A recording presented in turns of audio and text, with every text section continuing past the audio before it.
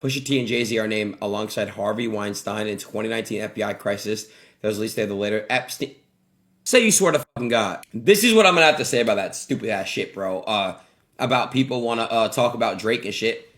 I swear to God, Drake will never be found on the Epstein list, and I promise you. This is what happened after Jay-Z was named in documents connected to Jeffrey Epstein, and how he finally responded after days of silence. For nearly 2 days straight, the internet has been on fire, waiting to see if Jay-Z was going to say anything. And now that he finally has, people are debating whether his response helped him or made things worse. Let's walk through exactly what happened, how this story started, why his silence mattered so much, and what this could mean for his career, his family, and his business empire moving forward. It's all a part of this Epstein file. Uncle Luke had Jay-Z on the couch and he had the girls off there freaking off while he was watching and everything. Jay couldn't take his eye off the girls.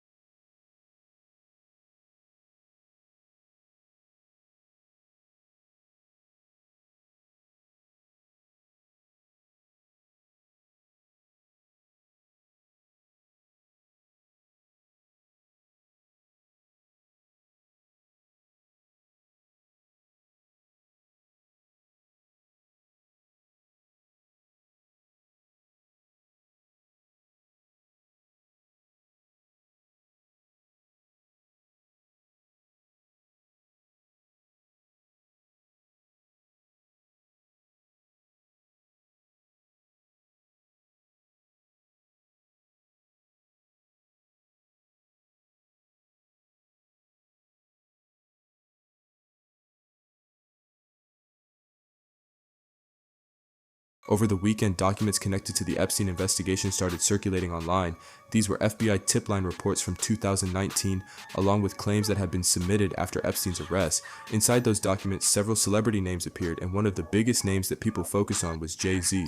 Once fans saw his name, the reaction was immediate. Social media exploded, blogs started posting screenshots, YouTube channels started breaking it down, comment sections filled up with arguments, and within hours Jay-Z's name was trending everywhere. Some people jumped straight to defending him, saying these were unverified tips and nothing more.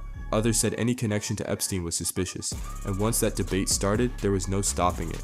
At the same time, people noticed something important. Jay-Z wasn't saying anything, no Instagram post, no statement, no interview, no response through his team, nothing. And that silence made people even more curious. Now, this stood out because we've seen Jay-Z respond very differently in the past. Back in December, when he was involved in legal drama with attorney Tony Busby, he came out fast and strong. He released a long statement, called out the lawyer directly, and made it clear he was ready to fight. So when this Epstein story broke and Jay-Z stayed quiet, people started asking questions. Why isn't he responding? Is he scared? Is he being advised to stay quiet? Does he not know what to say? Behind the scenes, reports say his legal team told him to stay silent at first. The goal was to watch how big the story would get, see if it would die down, and avoid making emotional statements that could be twisted online. But here's the thing, it didn't die down, it got bigger. Every major hip-hop page covered it, every gossip site posted it, every commentary channel discussed it. There's all these rumors flying around that Jay-Z has now fled the country after being named in the Epstein files. Numerous people are reporting the fact that he has fled the country to an undisclosed location after being named. They're also citing the fact that he was not at the Grammys, which is very bizarre for him and Beyonce not to be at that one award show of the year that they are always at. But them being named in the Epstein files was a big, big deal here. However, I can tell you this is 100% not true. I will tell you that because my buddy Adam is actually in San Francisco right now, just ran into Jay-Z. Adam, tell me, give me all the details. Listen, the videos came on my algorithm too. I saw the videos. I thought that he was fleeing the country. So I was shocked when he came out of a building, and I tried to butter him up with some nice questions, think he would kind of engage, but he didn't. He was actually super cool. Your favorite album cover of all time? What was the one that you loved the most? Jesus Christ, that's too hard, man. Which that car? And took a photo with me. So, yeah, I mean, that was pretty awesome. He was a nice guy. Adam, I'm looking at the photo that you just sent me of you and Jay-Z, and I'm looking close at his jacket, which is a Super Bowl themed jacket. And it's funny because it actually said, "The game needs me." And then it's got the Super Bowl logo on the other side, which I think this is pure evidence. Like, he's not hiding. He wants to make sure the world knows he did not flee the country. That is false news. He is here. He will be here for Super Bowl. And fans started bringing other artists into it too. People mentioned Drake and the past rumors he dealt with. They brought up Kendrick Lamar and past beefs. They talked about Pusha T, who was also mentioned in the same documents. And that made things even more complicated. Meanwhile, Jay-Z fans were split. One side said, these are just tips. Anyone can call the FBI and say anything. The other side said, where there's smoke, there's fire. And right in the middle of all this was Beyonce. Because let's be real, Jay-Z isn't just a rapper anymore. He's Beyonce's husband. He's part of one of the biggest power couples in the world, and she has major projects lined up, major brand deals, major appearances, and a massive public image to protect. Sources say Beyonce was frustrated, not necessarily at Jay-Z, but at the timing of all this. Everything she's working on suddenly got overshadowed by controversy she had nothing to do with. So while the internet was debating, Jay-Z and his inner circle were working quietly. Then after about 3 days of silence, Jay-Z finally decided to respond. But he didn't do it the way people expected. He didn't go live, he didn't post a long Instagram message, he didn't call out anyone by name. Instead, he reportedly called an emergency meeting with his closest people.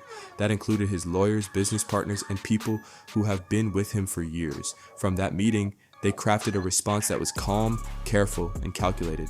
According to people familiar with it, Jay-Z acknowledged that his name appeared in FBI tip line documents from 2019. He made it clear that these were unverified claims that were reviewed by authorities and did not lead to any charges, subpoenas, or legal action. He emphasized that being named in a tip does not mean guilt. He pointed out that thousands of tips are submitted every year, many of which are false, exaggerated, or impossible to confirm. But here's where things got interesting. Jay-Z didn't just defend himself, he also criticized how the media and social platforms handled the situation.